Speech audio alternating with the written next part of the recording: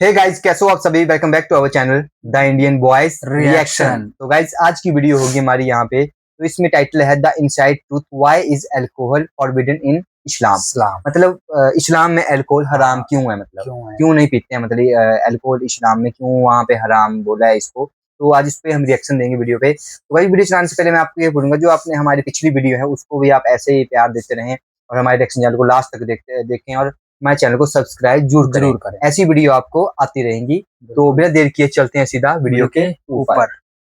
इस्लाम में शराब हराम है, ये बात दुनिया का हर वो इंसान जानता है जो मेंटली फिट है। कई मुस्लिम कंट्रीज में तो शराब पूरी तरह से बैन है, ना ही वहाँ शराब बनती है और ना ही वहाँ शराब बिकती है। अभी पिछले साल कतर ने फीफा वर्ल्ड कप को होस्ट किया था, एक ऐसा वर्ल्ड कप जो दुनिया के सबसे बड़े टूर्नामेंट में से एक है, जिसमें मैक्सिमम टीम वेस्टर्न कंट्रीज से आती है, जहाँ शराब उनके कल्चर का एक हिस्सा है। बावजूद इसके कतर ने अल्कोहल को पूरी तरह से बैन कर दिया था। साल 2022 फीफा वर्ल्ड कप उसके इतिहास का ऐसा पहला टूर्नामेंट भी था जिसमें शैंपियन नहीं खोली गई। अब सवाल ये, आपने कभी सोचा आखिर इस्लाम में शराब हराम क्यों है?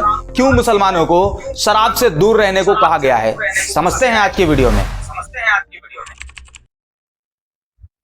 पहले समझते हैं कि इस्लाम में शराब का इतिहास क्या है। 7th सेंचुरी में जब प्रॉफिट ऑफ इस्लाम ने अपनी नबूवत के बारे में लोगों को बताया कि वो अल्लाह के नबी हैं और अल्लाह का पैगाम लोगों तक पहुंचाने के लिए उन्हें भेजा गया है। उस टाइम अरब में बहुत सी बुराइयां हुआ करती थी। लड़कियों को जिंदा जमीन में दबा दिया जाता था, औरतें बाजारों में बिका करती थी, जो लोग अमीर होते थे उनका बिहेव गरीबों के साथ जानवरों जैसा हुआ करता था। ऐसी बहुत सी बुराइयां थी जिसे करने में अरब प्राउड फील करते थे, जिसमें एक बुराई थी शराब, जिसे अरबी में खम्र कहा जाता है और इसका प्लूरल होता है खुमूर। उस टाइम अरब में शराब लोगों की जिंदगी का हिस्सा हुआ करती थी। सुबह पीने के लिए अलग शराब, रात में पीने के लिए अलग शराब, मेहमानों के लिए अलग शराब, मतलब शराब की बहुत सी कैटेगरी भी हुआ करती थी। प्रॉफिट ऑफ इस्लाम अल्लाह के पैगाम को लोगों तक पहुंचाना शुरू करते हैं और धीरे धीरे लोग इस्लाम की तरफ आते हैं, मुसलमान होने लगते हैं। लोग मुसलमान तो हो जाते लेकिन शराब भी पीते, क्योंकि अब तक शराब के हराम होने की कोई बात उन्हें नहीं बताई गई थी, क्योंकि शराब उनके लिए उनकी जिंदगी का एक हिस्सा थी। लेकिन इसी बीच कुरान चैप्टर 2 वर्स 219 लोगों को बताई जाती है, जिसमें कहा गया है, ऐ नबी, ये आपसे जुए और शराब के बारे में पूछते हैं, कह दीजिए इन दोनों के अंदर बड़े गुनाह हैं। कुछ लोगों के लिए कुछ फायदे भी हैं, लेकिन बुराई फायदे से ज्यादा है। इस टाइम तक शराब को लेकर उसकी बुराई के बारे में तो बताया गया, लेकिन अभी भी शराब हराम नहीं है। जैसा भी आपको बताया, शराब अरब के लिए उनकी जिंदगी का हिस्सा थी। ऐसे में डायरेक्ट शराब को पूरी तरह से बंद कर देना सही ना होता। कुरान के चैप्टर 2 वर्स 219 को याद रखना। हम इसके बारे में आगे भी बात करेंगे और इसका कॉन्टेक्स्ट क्या है इसके बारे में भी समझेंगे। शराब को लेकर अब एक और पैगाम आता है कुरान चैप्टर 4 वर्स 43, जिसमें कहा गया है, ऐ ईमान वालों यानी मुसलमानों, अगर तुम नशे की हालत में रहो तो नमाज के लिए ना जाओ। अभी भी शराब पूरी तरह से बैन नहीं है, सिर्फ एक बैरियर है जो ये कहता है अगर नशे की हालत में हो तो नमाज के लिए ना जाओ। यानी शराब पी सकते थे, बस नशे की हालत में नमाज नहीं पढ़ सकते थे। इस पर्टिकुलर टाइम तक इस्लाम में शराब कंप्लीटली फॉरबिडन नहीं थी, बस एक नमाज ना पढ़ने वाली कंडीशन थी। अब आता है वो टाइम जब इस्लाम में शराब को कंप्लीटली हराम बताया जाता है। कुरान चैप्टर 5 वर्स 90 एंड 91, ऐ ईमान वालों यानी ऐ मुसलमानों, शराब और जुआ और बुत ये सब गंदे काम हैं, ये सब शैतान के तरीके हैं, इसलिए उनसे दूर रहें ताकि आप कामयाब हो सकें। वर्स 91 में कहा गया है, शैतान तो ये चाहता है वो शराब और जुए के जरिए तुम्हारे बीच दुश्मनी और नफरत पैदा कर दे, तुम्हें रोके अल्लाह की याद से,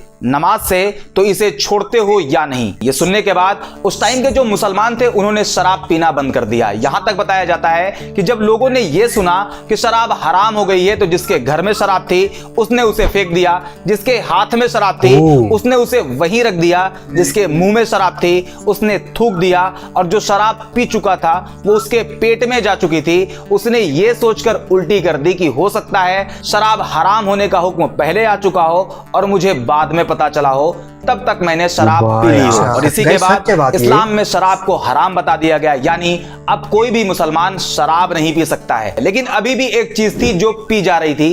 प्रॉफिट ऑफ इस्लाम के टाइम में भी उसे पिया गया, फर्स्ट कैलिफ अबू बकर के टाइम पर भी उसे पिया गया, लेकिन अब आता है सेकंड कैलिफ हजरत उमर का टाइम। इस्लामिक सोल्जर्स जब जंग के लिए निकलते तो उस टाइम पानी की कमी होती थी। ऐसे में उन्हें एनर्जी मिल सके उसके लिए एक चीज पिलाई जाती थी जिसे अरबी में नबीद यानी तिला कहा जाता था। ये वही चीज है जिसे इंडियन सब कॉन्टिनेंट में ताड़ी कहते हैं, जो कि ताड़ के पेड़ से निकलता है। दोनों में फर्क बस इतना है कि यहाँ ताड़ के पेड़ से बनाया जाता है, जबकि अरब में खजूर और अंगूर से बनाया जाता था। ये जो नबीद होता है यानी ताड़ी, इसकी खासियत यह है कि इसमें नशा नहीं होता लेकिन एनर्जी होती है। प्रॉब्लम यह है कि जब इसे और ज्यादा पका दिया जाता है तो इसमें नशा आ जाता है, जो कि इस्लाम में ऑलरेडी हराम है। इसी वजह से सेकंड खलीफ हजरत उमर ने नबीद पर भी बैन लगा दिया। वो ये नहीं चाहते थे कि मुसलमान ऐसी किसी भी तरह की चीज इस्तेमाल करें जिसमें नशा होने का खतरा हो। अब तक आप ये समझ गए कि शराब को इस्लाम में हराम बताया गया है। यह बात कुरान से प्रूव होती है, लेकिन सवाल अभी भी वही है, इस्लाम में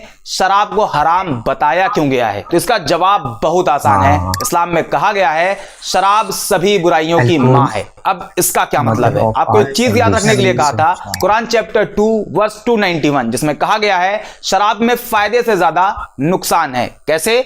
आइए समझते हैं। पहले बात करते हैं इससे होने वाले नुकसान के बारे में। Number 1, health implication. शराब पीने की वजह से कई तरह की खतरनाक बीमारी होने का खतरा कई गुना बढ़ जाता है, जैसे कि लीवर डिजीज जिसमें फैटी लीवर, अल्कोहलिक हेपेटाइटिस जैसी बीमारी, कैंसर जिसमें mouth cancer, liver cancer, breast cancer का खतरा, कार्डियोवैस्कुलर डिजीज इसमें high blood pressure, stroke and other cardiovascular issues. इसके अलावा brain health, digestive problem, immune system dysfunction, mental health issues जैसी कई खतरनाक बीमारियों का खतरा। एक रिपोर्ट के अकॉर्डिंग हर साल करीब 20 लाख लोगों की मौत सिर्फ लीवर डिजीज की वजह से होती है। दुनिया में जब 25 लोगों की मौत होती है तो उसमें एक मौत की वजह लीवर होती है, जिसका common reason hepatitis, alcohol and fatty liver होता है। Number 2, accident. Goa medical college की तरफ से करी गई एक स्टडी में पता चला कि सिर्फ इंडिया में जो रोड एक्सीडेंट होते हैं उसमें 12.7% डेथ सिर्फ अल्कोहल की वजह से होती है। इसके अलावा बर्थ डिफेक्ट्स, एडिक्शन एंड सबसे खतरनाक सोसाइटल इंपैक्ट एंड क्राइम। और इसे हम 2 पार्ट में डिवाइड करके समझते हैं। पहला वायलेंस, दूसरा फैमिली इश्यूज। पहले बात वायलेंस की। अगर आप न्यूज देखते हो, न्यूज़पेपर पढ़ते हो, तो ऐसा कोई दिन नहीं बीतता जिस दिन शराब की वजह से वायलेंस की खबरें ना हो। पिछले 2 से 3 दिन की कुछ अपडेट्स आपको दिखाता हूँ। अधेड़ ने शराब के नशे में लगाई फांसी। नशे में बेटे ने कर दी मां की हत्या। एक बाप ने नशे की हालत में अपने ही बेटे को मार दिया, जो कि सिर्फ 18 साल का था। इसके अलावा क्राइम अगेंस्ट वुमेन को लेकर एनसीआरबी का ये डेटा आपको हैरान कर सकता है। एनसीआरबी के 2015 के एक रिपोर्ट के अकॉर्डिंग वुमेन के खिलाफ होने वाले क्राइम में 85% क्राइम शराब के नशे में होते हैं, जो कि इमोशनल भी होता है, फिजिकल एंड सेक्सुअल भी होता है। इस तरह की एक नहीं बल्कि बहुत सी न्यूज रोज आती है, वो भी सिर्फ इंडिया में। अब आप पूरी दुनिया के बारे में सोचना। दूसरे नंबर पे आता है फैमिली इश्यूज। मैं आपको सिर्फ बिहार के बारे में बताऊं तो 83% वुमेन तब वायलेंस फेस करती हैं जब उनके हस्बैंड शराब के नशे में घर आते हैं, और शराब के नशे में वो अपनी ही वाइफ के साथ कैसा बिहेव करते हैं इसके बारे में आप जरूर जानते होंगे। आपके ही नजर में कोई ना कोई ऐसा इंसान जरूर होगा जो शराब पीकर अपनी ही फैमिली को हैरेस करता है। एक चीज मैं आपको और बताऊंगा जो हमारी सोसाइटी के लिए किसी काले धब्बे से कम नहीं। शराब को इस्लाम में हराम क्यों किया गया है उसके कई रीजन अब तक आप देख चुके हैं, और उसी में एक रीजन और है जो आपको जानना चाहिए। एक 24 साल का लड़का जो सुबह सुबह शराब पीता है, उसके फादर घर में नहीं होते, शराब के नशे में उसे कुछ समझ नहीं आता और अपनी ही मां का रेप करता है। गाजियाबाद में शराब से एडिक्ट एक नौजवान लड़का दिवाली की रात अपनी ही मां के गले पर ब्लेड रख देता है और धमकी देता है कि अगर उसने खुद को उसके आगे सरेंडर नहीं किया तो वो उसे मार देगा, एंड वो भी अपनी ही मां का रेप करता है। इस तरह के 1-2 केसेस नहीं है, अगर आप गूगल करके देखते हो तो कई हजार केस आपको मिल जाएंगे जहां शराब के नशे में लोग अपनी ही मदर, सिस्टर, यहां तक की ग्रैंड मदर को सेक्सुअली हैरेस किया हुआ है। उन्हें यह समझ नहीं आता कि वो कर क्या रहे हैं, जो वो कर रहे हैं वो बिल्कुल भी सही नहीं, लेकिन शराब उनके सोचने समझने की पावर को नील कर देती है, एक अच्छे खासे इंसान को दरिंदे जानवर में बदल देती है। ये कुछ रीजन है जो कि शराब की बुराइयों में आते हैं। कुरान के चैप्टर 2 वर्स 219 में यह भी कहा गया है कि शराब कुछ लोगों के लिए फायदेमंद है। तो इसका क्या मतलब है?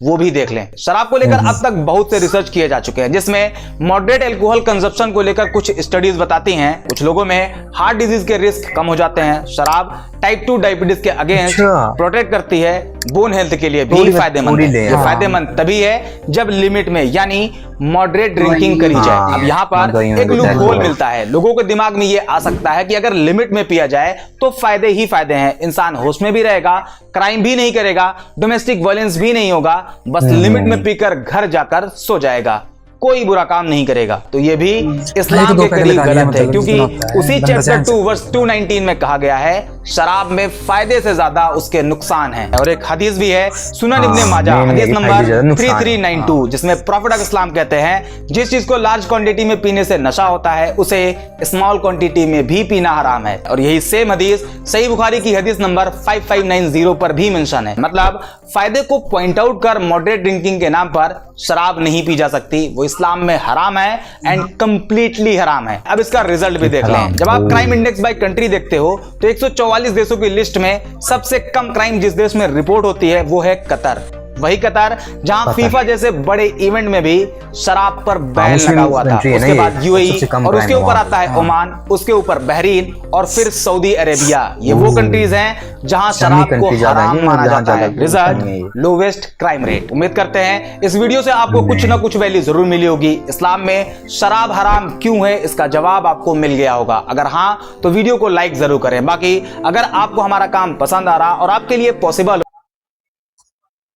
तो गाइज यहाँ पे हमने इस बंदे की वीडियो देखी तो इसमें हम पता चला कि इस्लाम में हराम क्यों है इसके बारे में तो पता चलता है। जैसे पिछला फीफा हुआ था कतर में, तो वहाँ पे शराब बिल्कुल बैन, और इन्होंने जैसे बनाया रैंकिंग में सबसे ज्यादा क्राइम कम होता है उसमें रैंक में से ज्यादा, मतलब ये सऊदी अरबिया और कतर, यूनाइटेड अरब अमीरात, ये वाले जो देश हैं यहाँ पे मतलब क्राइम बहुत कम है। ये इस्लामिक कंट्रीज हैं, तो यहाँ पे अल्कोहल हराम है, मतलब मानते हैं कि अल्कोहल नहीं पीनी चाहिए, बैन है टाइप की वहाँ पे बैन है, तो मतलब ठीक है नहीं पीते हैं तो, और क्राइम भी नहीं होते हैं, क्राइम भी नहीं होते। जहाँ पे शराब पीता है बंदा, शराब पीने के बाद पता नहीं लगता है बंदे को, एक तरह से सही है, यहाँ अपने होश में नहीं होता कि मैं क्या कर रहा हूँ, मैं हूँ कौन। बस और गाइज इसमें हमें ये पता चला कि जो मतलब कुरान में बताया गया है, ये पेज नंबर गाइज, ये आपने क्या कुरान पढ़ी है उसमें लिखा गया है ये सब कि हाँ कुरान इस्लाम में मतलब शराब हराम है, इसमें पूरा लिखा है इसमें कि यहाँ पे मतलब उसके फायदे से ज्यादा उसके नुकसान ज्यादा है।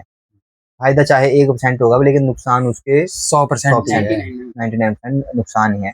और वैसे आप कमेंट सेक्शन में ये बताना कि जो कुरान है उसमें ये सब लिखा है कि हराम है शराब यहाँ पे, तो ये हमें आप कमेंट सेक्शन बताएं, हम सभी के कमेंट पढ़ते हैं यहाँ पे। और गाइज इसमें हमें बहुत देख के हैरानी हुई कि नहीं यार मुस्लिम कंट्रियों में शराब बहुत बैन है कई जगह यार, बिल्कुल ही बैन है, बिल्कुल ही बैन है कई जगह। और एक तरफ से सही भी है, एक तरफ से सही चीज है, यहाँ बैन होनी चाहिए यार शराब मतलब। और गाइज लास्ट में आपको यही बोलूंगा कि जो हमारे कमेंट सेक्शन में कमेंट करते हैं लोग, इन सब की वीडियो पे रिएक्शन देते हैं, जो आप बोलते हैं कमेंट सेक्शन में हम उसको देखते हैं, नोट करते हैं और उस पर रिएक्शन देते हैं। तो गाइज आप कमेंट सेक्शन में कमेंट करें, ज्यादा से ज्यादा कमेंट करें, जो वीडियो पर आप कमेंट करेंगे उसको हम वीडियो लाएंगे और उस पर रिएक्शन देंगे। बिल्कुल। और ऐसी ही हमें इन्फॉर्मेशन मिलती रहती है वीडियो से, हमें इस्लामिक को जानने का पता चल रहा है कि क्या क्या होता है इसमें। तो ऐसी वीडियो आपको आती रहेंगी, आप हमारे साथ ऐसे बने रहें। तो मिलते हैं अगली वीडियो में, तब तक के लिए थैंक यू सो मच।